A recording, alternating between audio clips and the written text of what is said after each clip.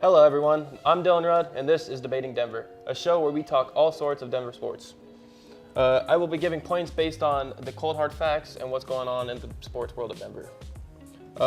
Today I'm joined by Derek, Tristan, and Gloria. How are you guys doing today? Pretty good. Pretty good.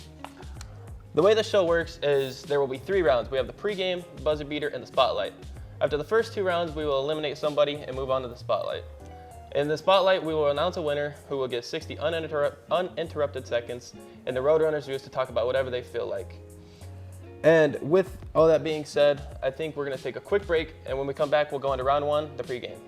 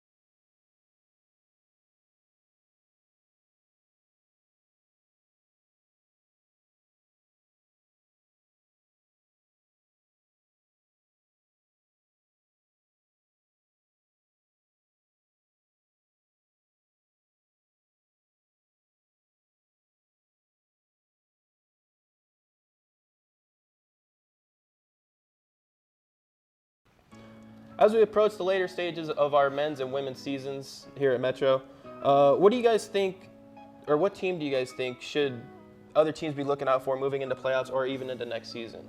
And Derek, we're going to start here with you. You know, I'd like to start off by saying we should definitely be keeping an eye on the women's soccer team.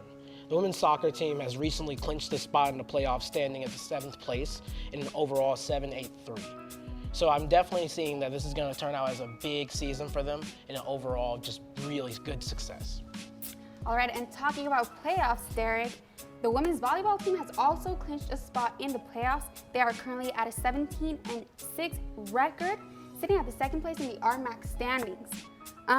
There are 4 games left of the season. This weekend, they will be playing against Black Hills State on Saturday here at home.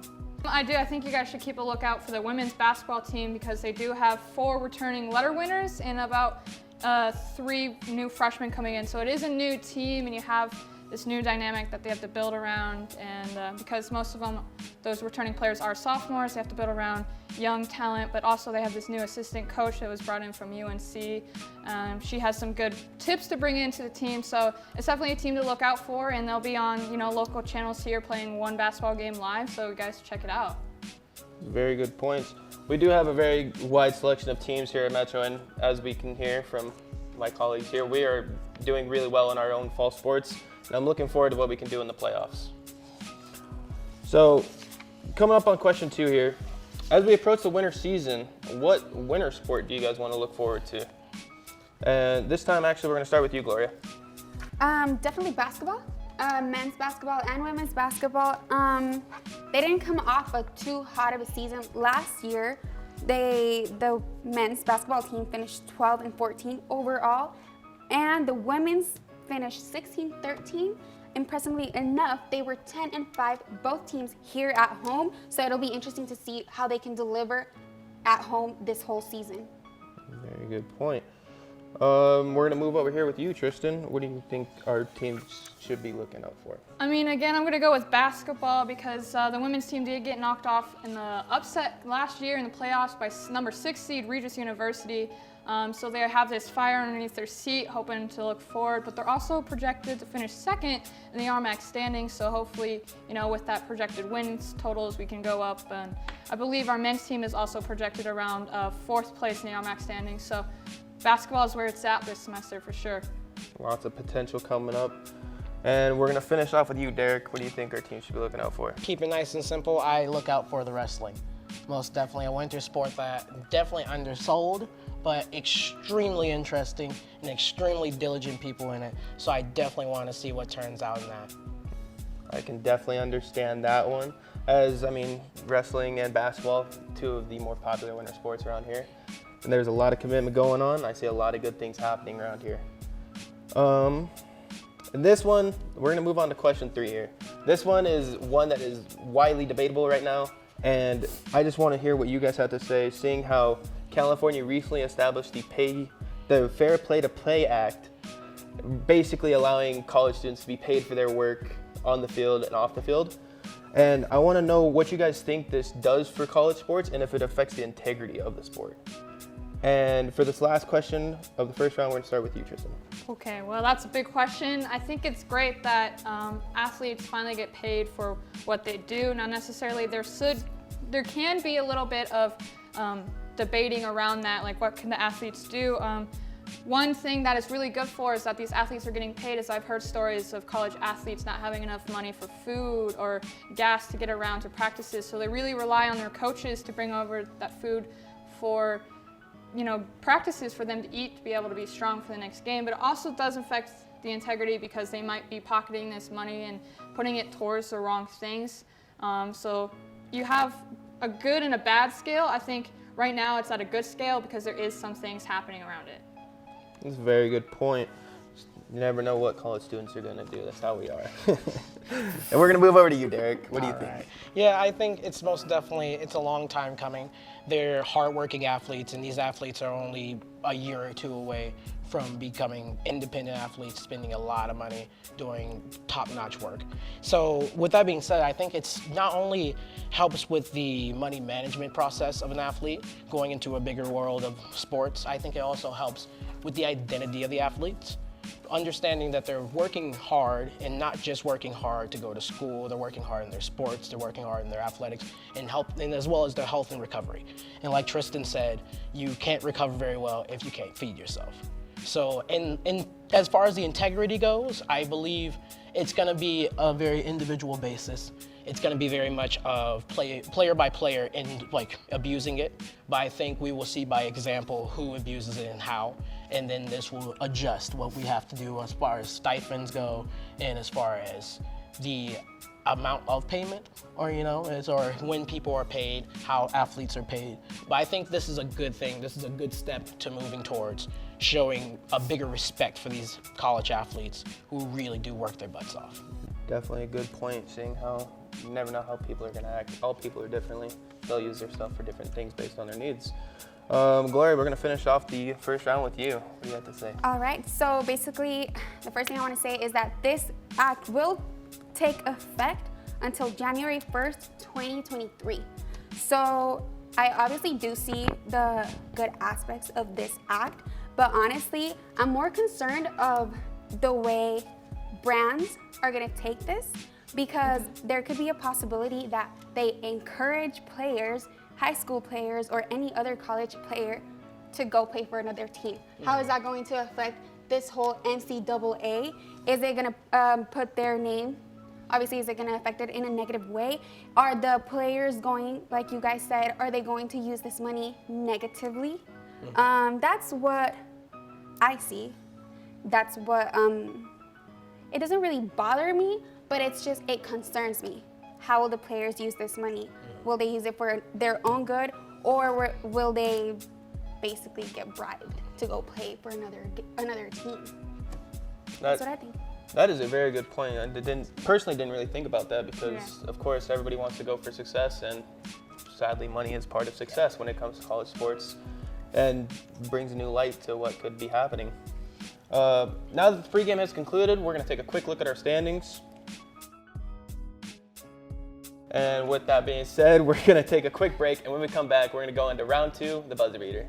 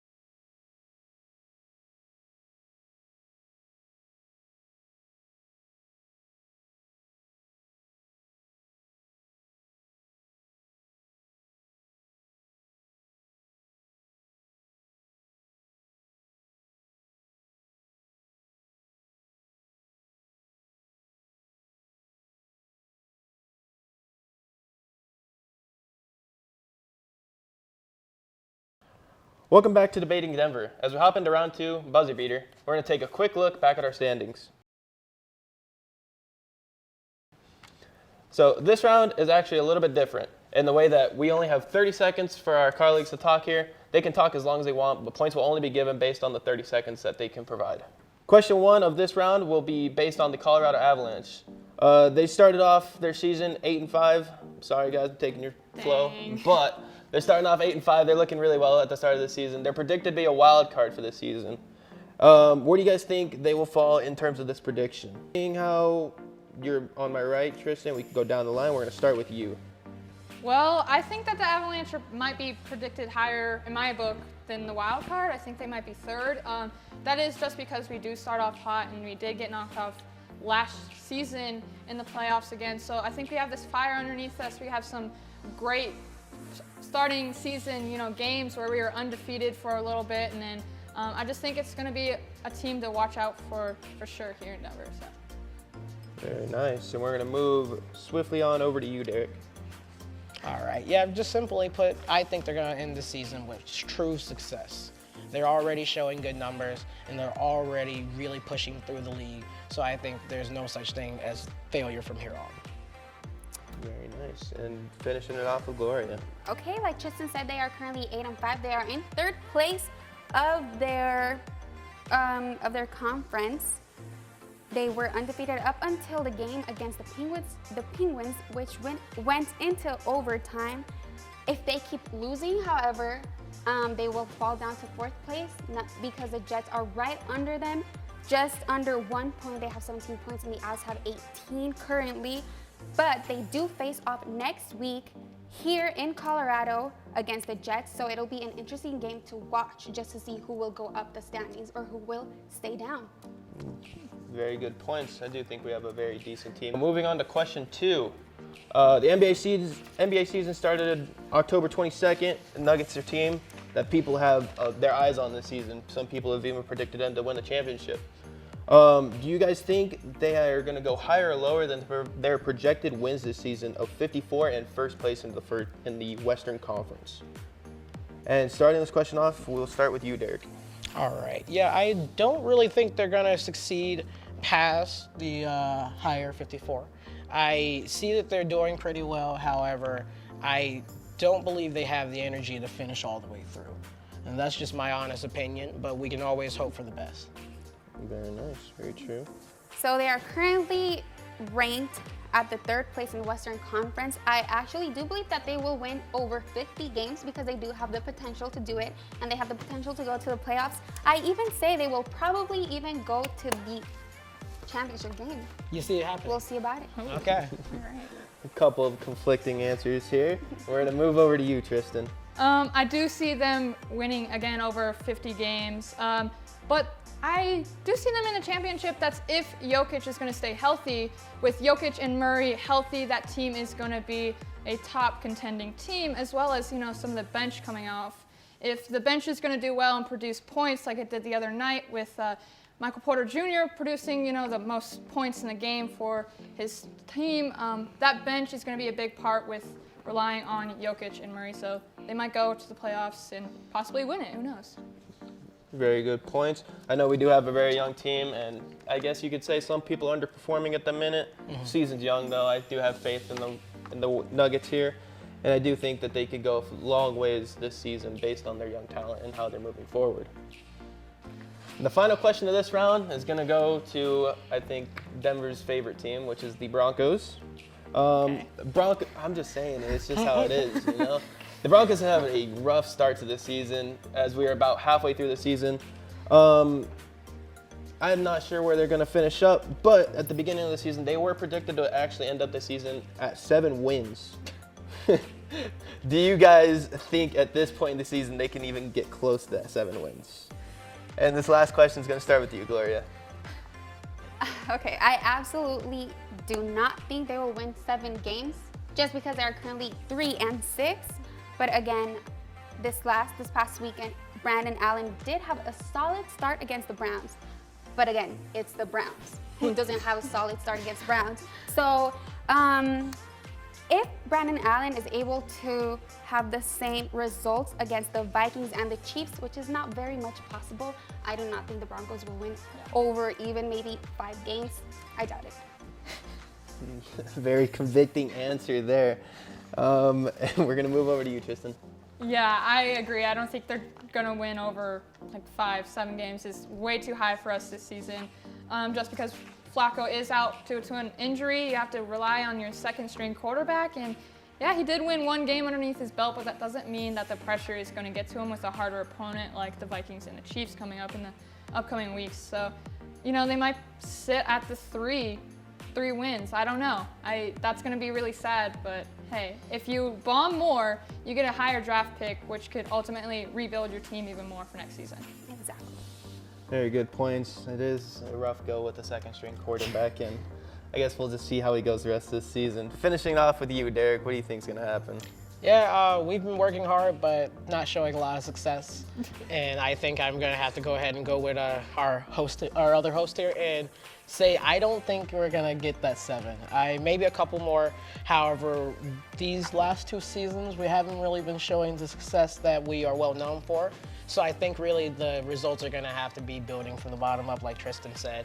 I think it's going to be a matter of finishing the season learning rather than winning. So I think that's what it's going to be. Yeah, at this point, I don't really know if you can argue with it. We have not had the greatest of seasons. We have started discussing trade issues, which could, bring up future potential for our team, lead to some more draft picks, and maybe, we get back to that point of actually winning. And with that, we actually have the conclusion of the buzzer beater. And when we come back, we will eliminate one of our competitors, and we will move on to the spotlight.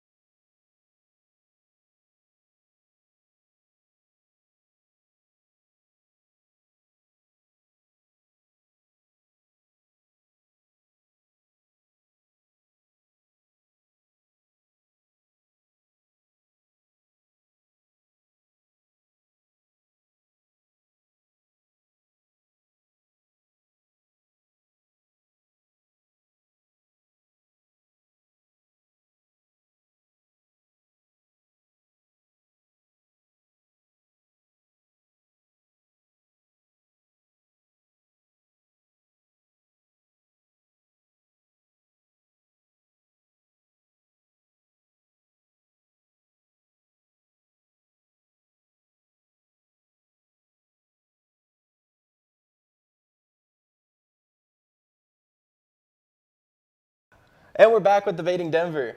Now that we have finished our first 2 rounds, it's time for us to eliminate one of our competitors here. And we're going to take a quick look at our standings to see who is in last place. And with that being said, Derek, you have been eliminated. Anything you want to say before you go? Sports are not my forte. But I'm going to go ahead and dig out. It was a great game, you guys. Hey, but you do get an E for effort. Hey, Good job. I couldn't That- keep up, that's- so that's all That's fine. what counts Okay, here. you're That's welcome. what counts here. Good So job, we'll see you Derek. later, Derek. Thanks for joining us today. Now we're going to move on to the spotlight with our last 2 competitors, Tristan and Gloria. And then we were with 2. We have Tristan and we have Gloria. You guys have done well to make it to the spotlight, but only one of you can win and get that 60 uninterrupted seconds in the Roadrunners Roost. Dubs. Dubs only here. You know what? So this round also changes because we are going to move away from our point system. We're actually going to do a best 2 out of 3 on these last 2 questions with only 1 point being awarded per question. You guys ready? Let's do it. I was born ready. Okay. I'm good with it. All right. Question 1, we're going to carry on with the Broncos, seeing how they seem to be the hot topic around here. What do they need to do in order to make this season any form of a success moving forward? And for this last round, we're going to start with you, Tristan. Well, again, I really do think it depends on if they bomb. As bad as that sounds, you know, you got to build that team from the bottom up. And if they bomb, they get that first round draft pick, hopefully a high-end draft pick that's really going to cement the team later on. But that also does depend around the bench. If they do have a stronger bench with that building around that second string quarterback, it's going to be something really worth seeing, I would say. But it's just going to be hard for the Broncos to come back. So why not?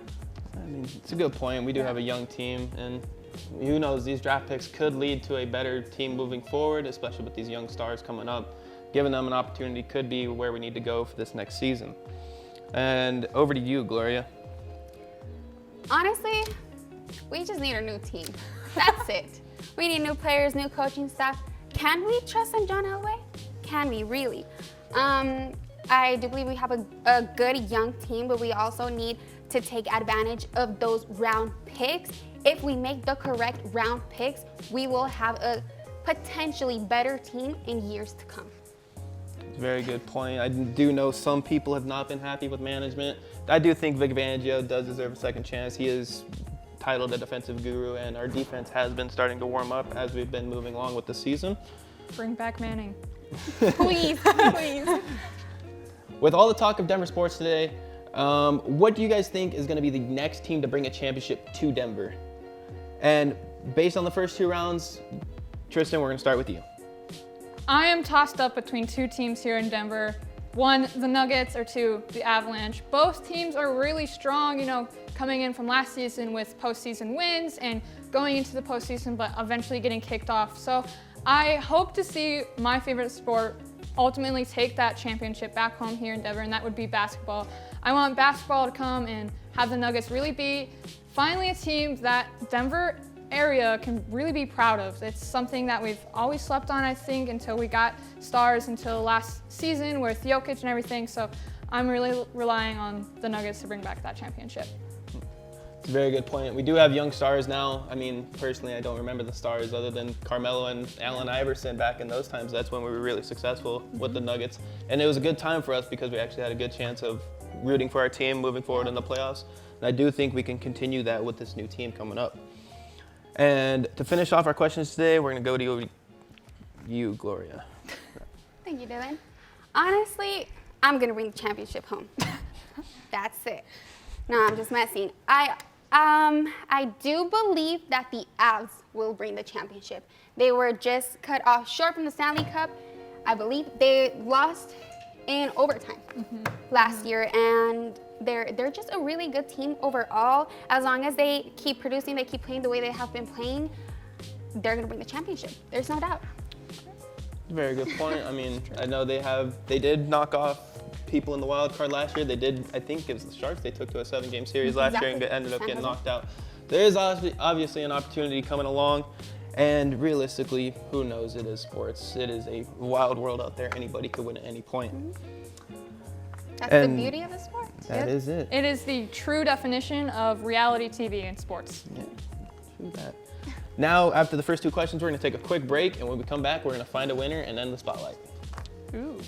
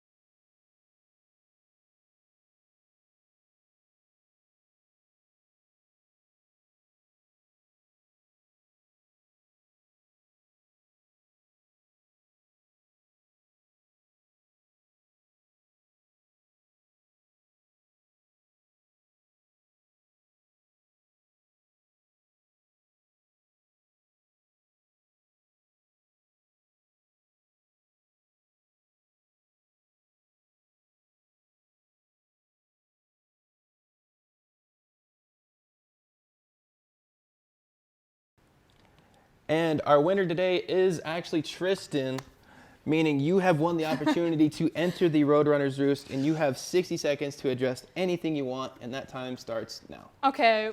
Well, first of all, I would like to thank Gloria for being a really good opponent today. It really does matter when you can talk sports with someone that also has the same knowledge with you. It's also just a great learning experience to really learn and take stuff from both Dillon and Gloria, because they both have such good stats around sports relating. So that was really fun for me too. Don't forget Derek. Yeah, and Derek too. You know, you gotta give credits to everyone that was on the show today. It was really fun, but also it's a chance for me to grow and know where I want to go within sports broadcasting, and I definitely want to do more shows like this, you know, like On the Horn and stuff like that. So I'm really thankful for this opportunity, and I hope you guys enjoyed the show and definitely liked us talking about sports and getting really in depth with it. So The way I see it, this whole game is rigged. I totally won that game. I mean, Tristan. I'm I'm just being a poor loser right now. But Tristan, I had the facts. I had the stats. you were talking a lot, but I mean, that is just the way it goes. I mean, personally, I do like this show. It's a good time. It's Yeah. fun to just talk sports. It's natural for some of us, and realistically, it gives a different light on everything that we can get to. So that is all we have for today on Debating Denver. I hope you guys enjoyed the show. I know we did. Special thanks again to Derek, Gloria, and Tristan for joining me today. Again, congrats to Tristan on being our winner. And I've been Dylan Rudd, and we'll see you guys next time.